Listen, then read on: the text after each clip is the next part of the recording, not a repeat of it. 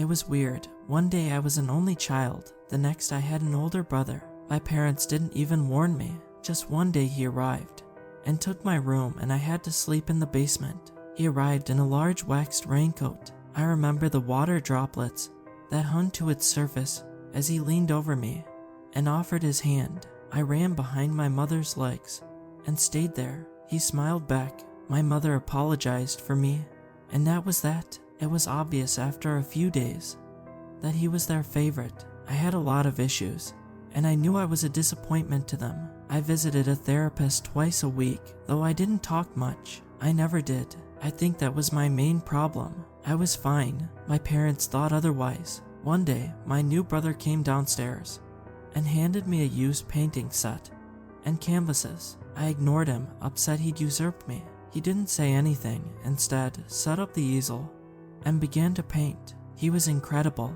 I watched in awe as within minutes he had painted things I couldn't imagine were possible from a paintbrush. He finished with the painting of a door. It looked familiar, but I wasn't sure. He set down the paints and walked back upstairs. I stared at it for weeks. Then one day, I decided to try for myself. At first I was terrible, but as the months rolled on I got better and better. I still didn't have the confidence to speak to my brother, but every now and then he'd make his way into the basement and look at what I'd painted. He'd stare at them with nostalgia in his eyes. He would cry. I hid behind the sofa, watching him mentally critique my work. "Keep it up," he said in a hushed tone. The hairs on my neck stood up, and I felt a warm glow around me, something I'd not felt before, so I continued to paint. By the time I was a teenager, my brother was around less and less, but my painting was as good as his was when he first showed me. I really wanted him to see what I'd created. It was all because of him after all. I waited one day in the living room. I stole glances out of the window, waiting for him to come home. When he did, I jumped out of my chair and ran to the door to greet him. He stepped back, as if not wanting to embrace me. "Look at what I painted," I said to him. My parents appeared surprised. Even though I was 16, I rarely spoke. I ran to the basement door. "I think you should follow him," my mother said to my brother. I waited for what seemed like hours, until my brother walked down the stairs. I could barely see his face under the hood of his wax jacket. "What do you think?" I offered. He stepped into the light, examining the painting. Tears rolled down his cheeks. I put my hand to my mouth. "It's beautiful," he said quietly, and he began to cry. Upset, I raced over to him and hugged him. "Thank you for teaching me," I said. I then felt his body sway. I tried to hold on to him, but my grasp wasn't strong enough. He collapsed, hitting his head on the side of my desk and onto the floor. The following months were the worst of my life. My brother was dead.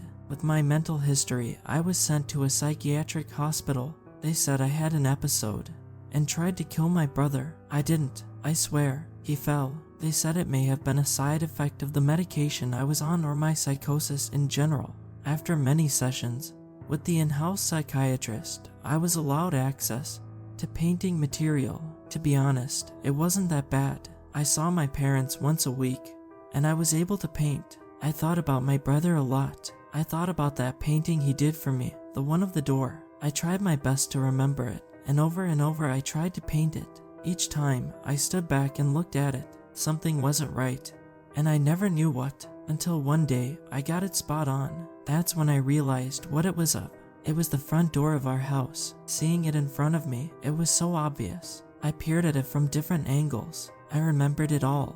I started to paint in all the little details. The room began to get cold, so I put on my jacket. I placed the paints in my pocket when I was done, and gazed in awe. It was almost real. I stared and cried. I wasn't going to see this front door for a long time, if ever. That frightened me. The longer I gazed, the more I wished I could just be standing outside it, knocking on it, waiting for my parents to answer. I pretended I was standing outside. For the first time in months, I felt free. I imagined the wind blowing as the rains fell. I imagined reaching out to turn the handle. I closed my eyes and reached. I could feel the rain on my forehead. I could feel the cool air. I could hear the water slap against my jacket. I opened my eyes. I was there, outside my parents' house. I panicked briefly before, almost on autopilot, walking towards the door. I knocked. I felt I must be dreaming. Then the door opened. My mother stood there, "Can I help you?" she asked. "Mom, it's your son." She tried to close the door. I placed my foot in the way. "Please, just listen to me." She looked into my eyes. There was a recognition in them. She knew I was truthful. "Come on in," she said, confused. I saw a little boy in the living room. I knelt down to talk to him. He ran behind his mother's legs. I smiled, remembering myself doing that. I tapped my pocket, feeling the painting set in there. I knew what I needed to do.